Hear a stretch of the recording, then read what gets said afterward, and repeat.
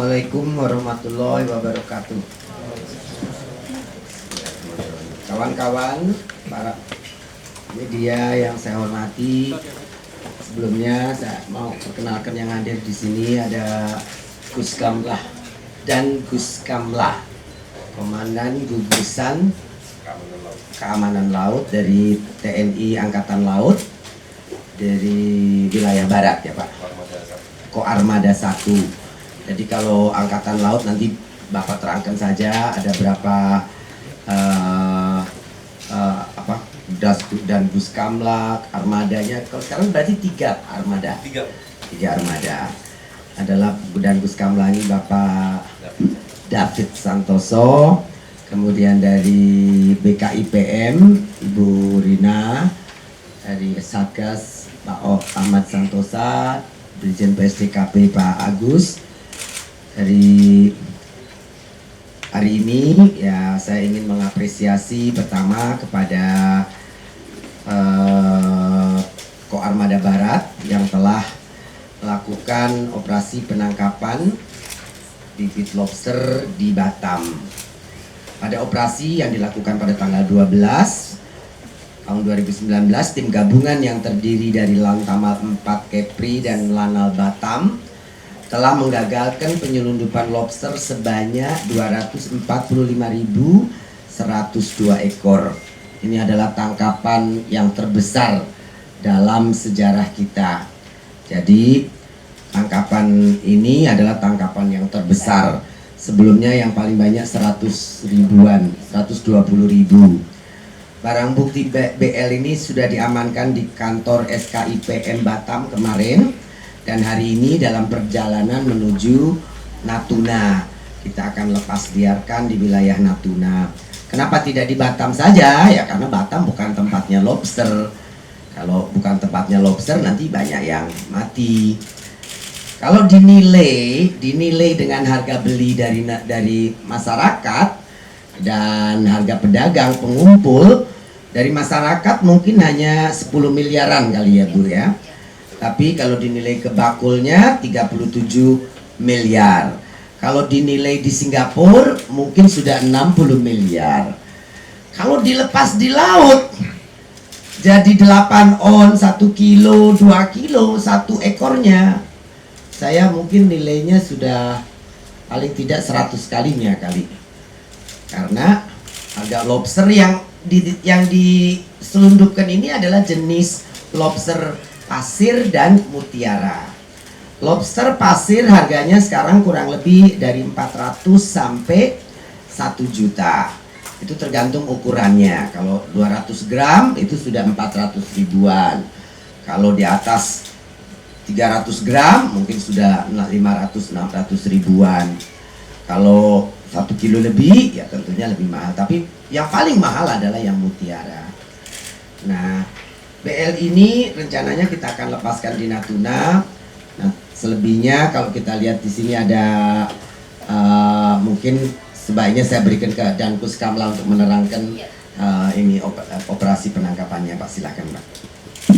Terima kasih, Bu Menteri. Izinkan kami menjelaskan sedikit, Pak, kaitannya dengan apa yang sudah dilakukan oleh Koarmada 1.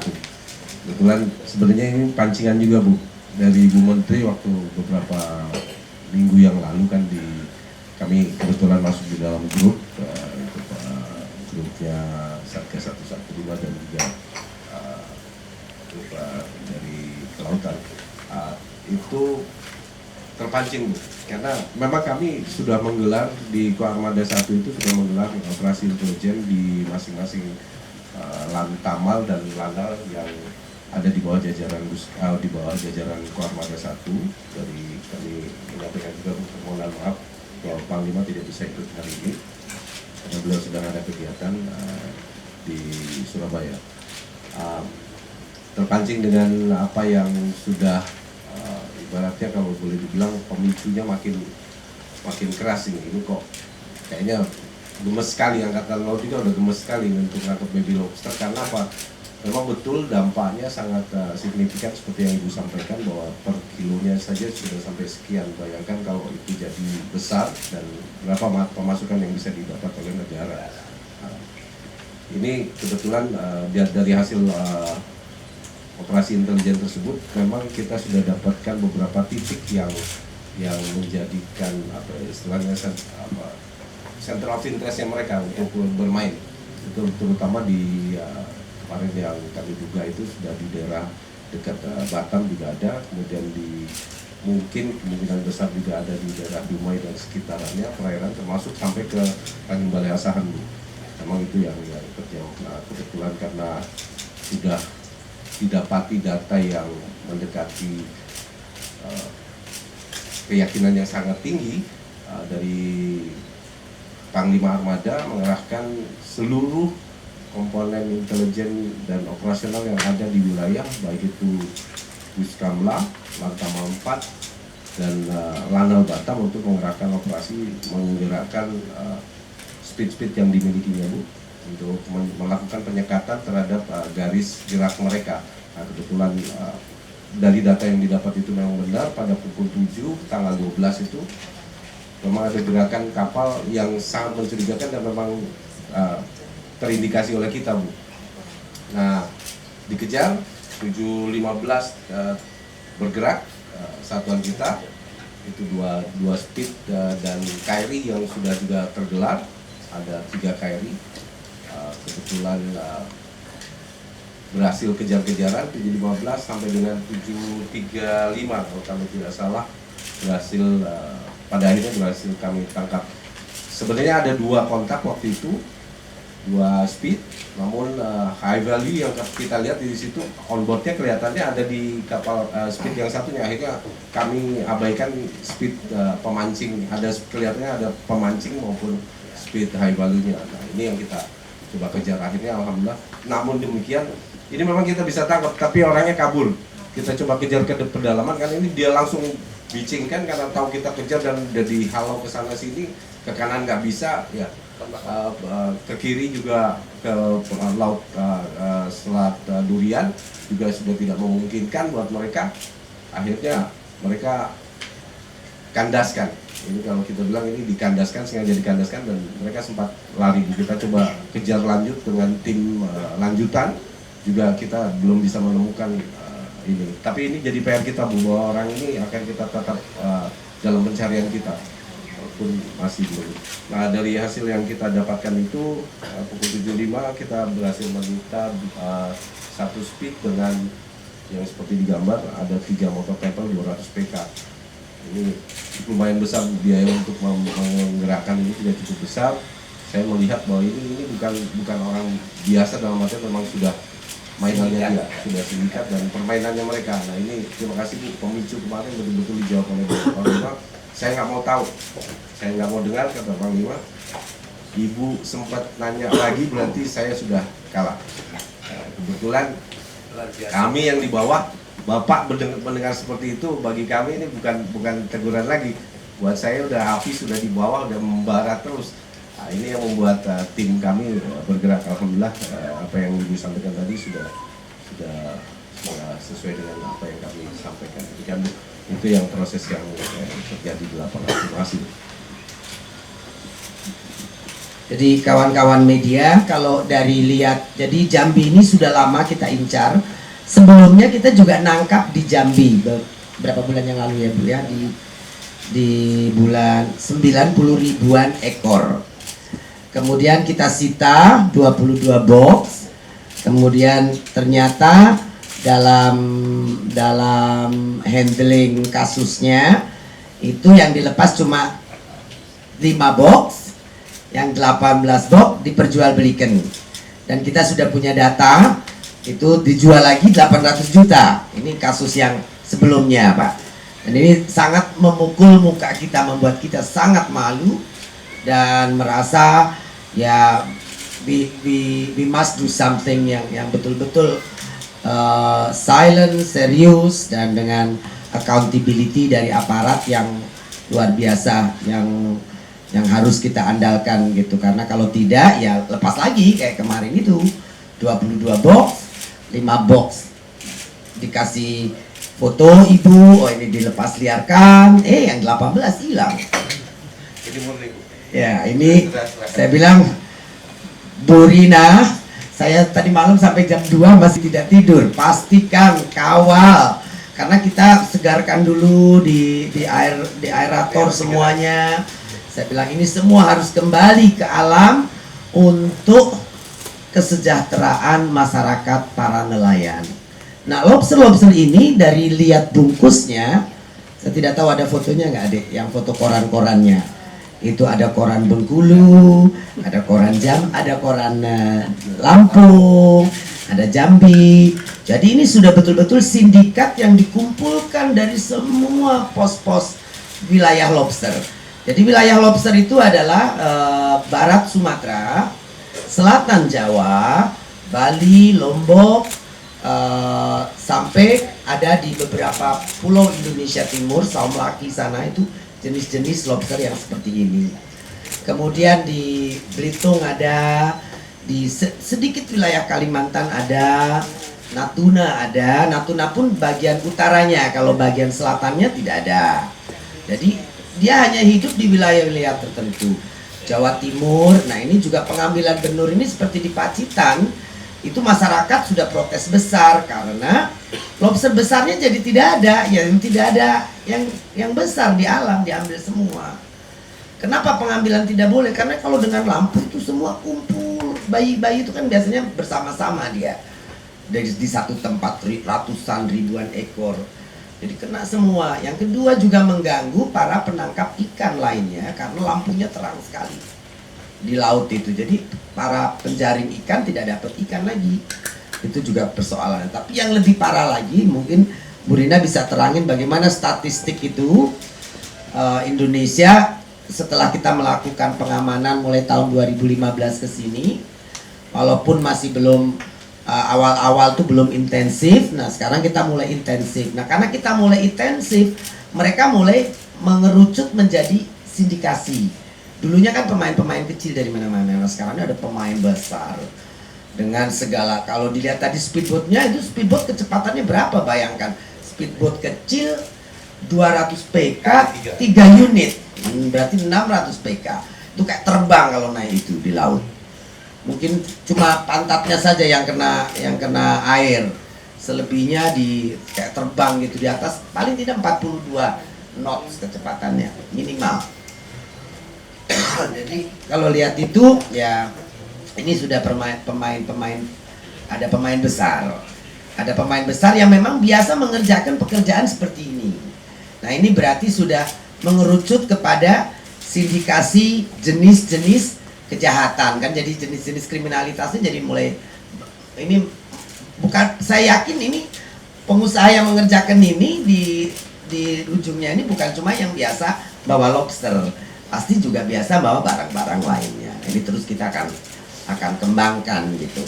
Kita berharap Angkatan Laut sama polisi nanti akan terus bekerja untuk menangkap pelakunya supaya bisa dikejar sampai kepada organisasinya. Kita bisa lihat, silakan Bu Rina mungkin jelaskan kepada media bagaimana pertumbuhan dan perkembangan update data dari tahun 2014 sampai sekarang. Dengan dikeluarkannya peraturan menteri nomor, masuk aja Mas, yang tadi tabel tadi, nomor 56 tahun 2016, dan itu memberikan perintah kepada kami bahwa lobster yang undersize di bawah 200 gram dan bertelur tidak boleh keluar dari wilayah Indonesia maupun dari wilayah-wilayah tempat asalnya. Oleh karena itu karantina melakukan tugasnya di exit entry point dan di beberapa lokasi bekerja sama dengan instansi yang bisa berkolaborasi di lapangan, apakah itu dari Angkatan Laut, Polair, Barreskrim dan lainnya.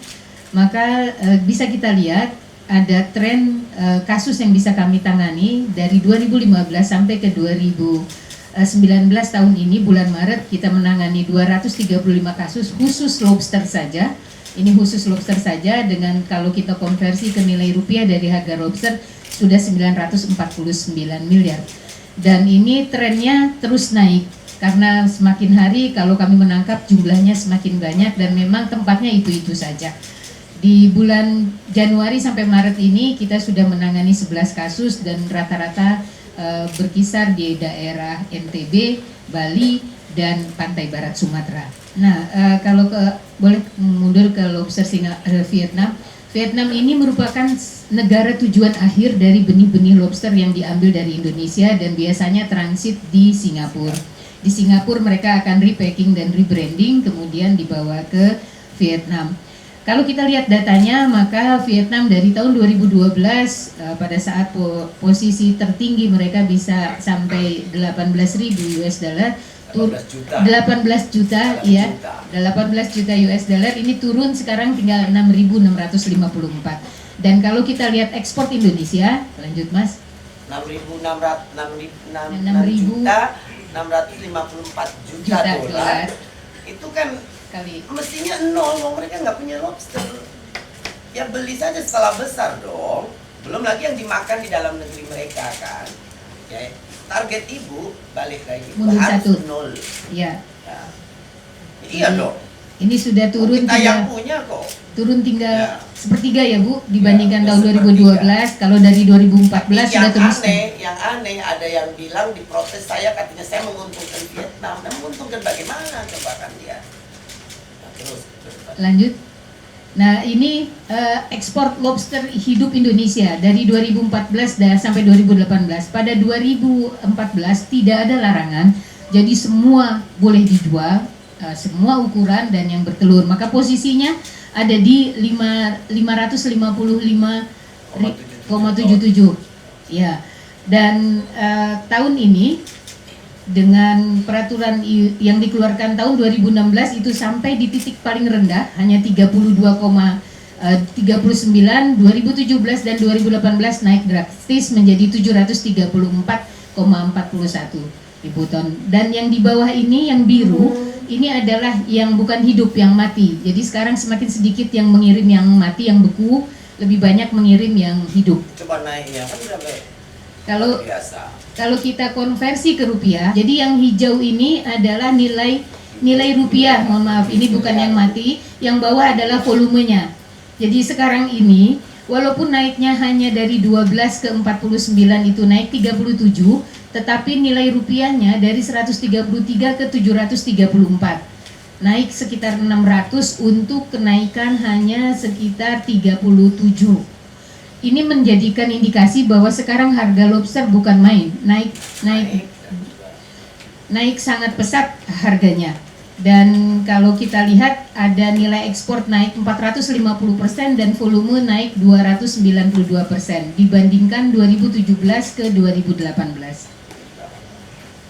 Mudah-mudahan kita akan terus naik. Terima kasih ke teman-teman bapak-bapak di Angkatan Laut, karena BKIPM nggak bisa Pak nangkep speedboat seperti itu kecuali punya basoka baru bisa nangkep. Ini karena senjatanya BKIPM cuman center gitu ya, cutter gitu, nggak punya senapan sama laboratorium. Jadi ini memang terima kasih banyak kerjasamanya untuk sama-sama menjaga sumber daya ikan Indonesia. Saya kira ini Bu sampai ke lobster, di belakang ada cerita kepiting. Kepiting itu kan kita atur Yang bertelur tidak boleh diperjualbelikan kecuali 15 Desember sampai dengan 15 Februari. Nah, setelah itu harus tidak boleh dijual lagi. Jadi hanya boleh yang jantan atau betina tidak bertelur. Ya kalau yang bertelurnya diambil terus kan habis. Nah, kita bisa lihat lagi, Bu Rina bisa terangkan kenapa kita mesti terapkan aturan itu. Ya kalau yang betina diambilin bertelur lagi, mau bagaimana ada tambahan kepiting. Jawa sudah habis kepiting bakau, kemudian Sumatera Barat, sisi barat juga sudah tidak ada. Sekarang kepiting bakau hanya tinggal banyak Kalimantan, Sulawesi sedikit, Makassar yang banyak mangrove-nya saja, sama Indonesia Timur, Papua.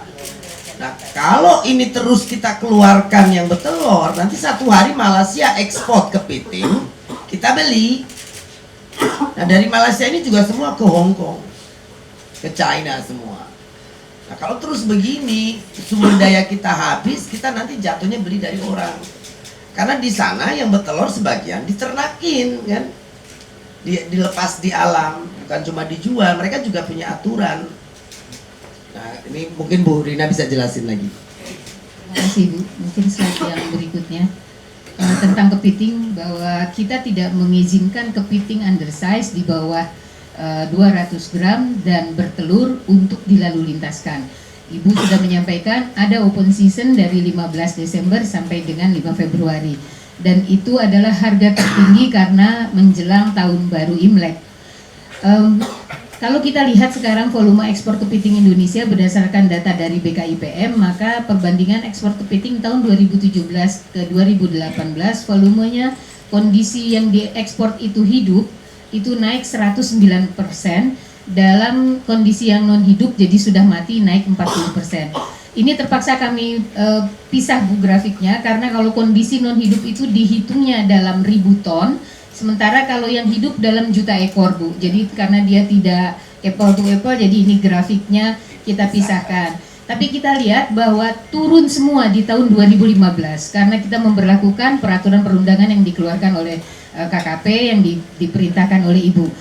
Tetapi lambat laun naik semua. Namun untuk yang non hidup semakin berkurang karena semua orang sekarang mencari kepiting hidup. Kalau kita konversi ke nilai rupiah, slide satu lagi Mas, maka kita lihat bahwa penurunannya sangat jauh di tahun 2015 nilainya, dan untuk 2017 ke 2018 ada kinerja positif, nilai ekspor naik 32%. Kalau kita lihat, tetapi kalau kita lihat dari tahun 2015 naiknya bukan main ini. Kami bandingkan hanya 2017 dan 2018. Tempat-tempat yang sekarang menjadi sentra untuk ekspor dengan jumlah yang cukup banyak itu Kalimantan Utara, kemudian Jakarta karena sebagian dari Indonesia bagian timur hubnya dikirim ke Jakarta, dan sedikit Kalimantan. Sebetulnya penggagalan penyeludupan kepiting ini juga cukup banyak, umumnya di Kalimantan yang berbatasan dengan Malaysia dan Aceh Bu. Karena dari Aceh itu bisa langsung diseberangkan juga ke Malaysia. Ya, dan setelah kami telusuri, sebagian besar memang betul apa yang disampaikan Ibu, tidak semua dijual, sebagian lagi oleh teman-teman di Malaysia itu di restocking ke dalam hutan bakaunya, sehingga pada waktunya nanti mereka mempunyai kepiting Indonesia yang jauh lebih banyak. Dan kalau kita lihat kondisi seperti ini, maka mungkin kita harus tetap mempertahankan, tidak boleh melalu lintaskan kepiting betelur. Mudah-mudahan trennya selalu naik sampai di Australia kepiting betina betelur maupun tidak betelur tidak boleh dijual belikan. Lobster betina juga begitu. Indonesia udah sangat baik membolehkan yang betina di atas 200 gram dan tidak bertelur, membolehkan yang bertelur dari Desember sampai Februari, dan saya kira itu toleransi yang sangat besar untuk plasma nutfah yang memang bisa habis kalau betinanya tidak ada. Saya kira itu Bu, terima kasih. Oke, terima kasih kawan-kawan semua, kira-kira seperti itu. Tapi ini betul-betul lobster ini sangat mengembirakan, dan kita berharap ini akan memberikan satu kekayaan kepada laut Indonesia. Kita akan tetap punya, masyarakat juga diuntungkan besar. Dengan nilai lobster begitu, yang ngambil lobster memangnya siapa? Kan masyarakat Indonesia. Dan kalau lobster itu biasanya yang ngambil nelayan-nelayan perorangan, kecil-kecil, bukan kapal-kapal besar. Nah kalau ini semua diambil, mereka hidup dari apa? Banyak lobster itu pakai pancing, pakai ban. Nah itu nelayan-nelayan yang hidup dari lobster-lobster seperti tadi. Satu-satunya kalau di Pangandaran dulu, sekarang sih sudah sangat berkurang. Kita berharap walaupun pelan, tapi ini akan terus nambah kalau bibitnya tidak diambilin.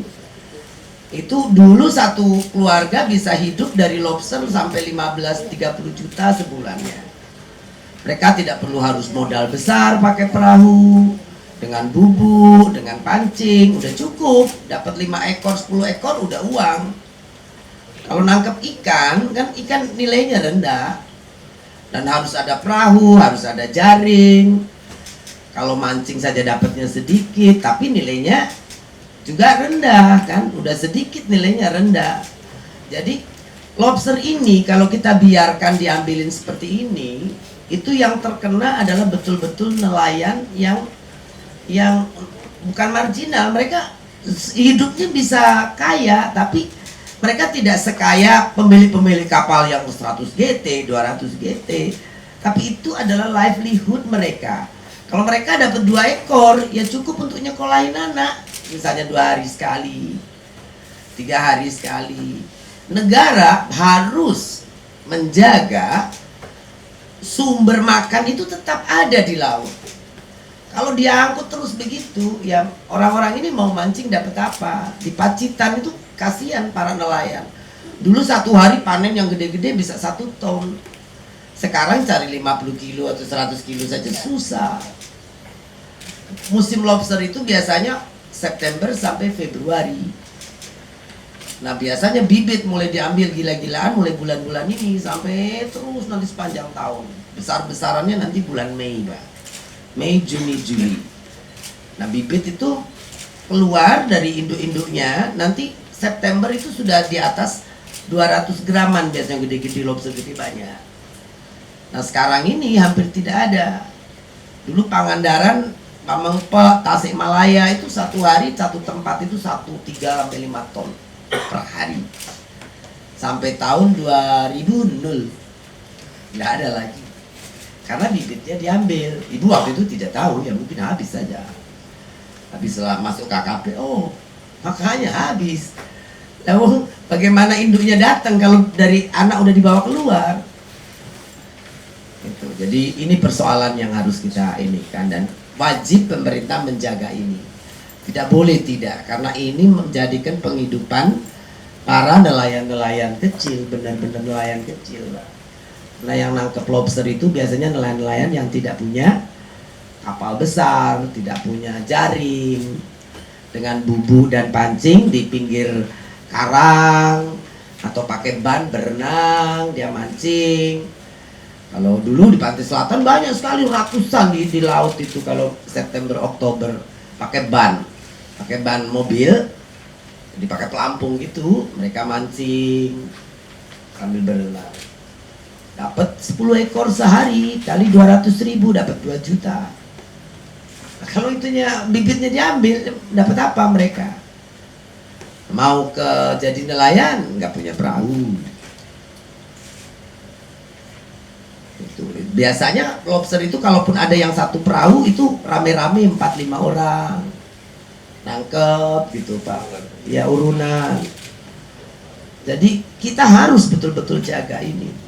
Jadi kalau berpikir ya mau diselundupkan terus, apalagi sampai ada, saya ya sangat mengecam kalau sampai dengar ada oknum-oknum aparat di balik bisnis bibit lobster. Itu sangat tidak bisa dipercaya. Kok bisa? Itu adalah sumber makan, sumber penghidupan orang yang tidak punya lahan sawah, yang tidak punya alat untuk melaut jauh, diambil. Ya tidak boleh, nanti kemiskinan akan bagaimana? Dan ekspor Indonesia juga akan habis. Orang lain yang menikmatin yang besarnya. Gitu, terima kasih.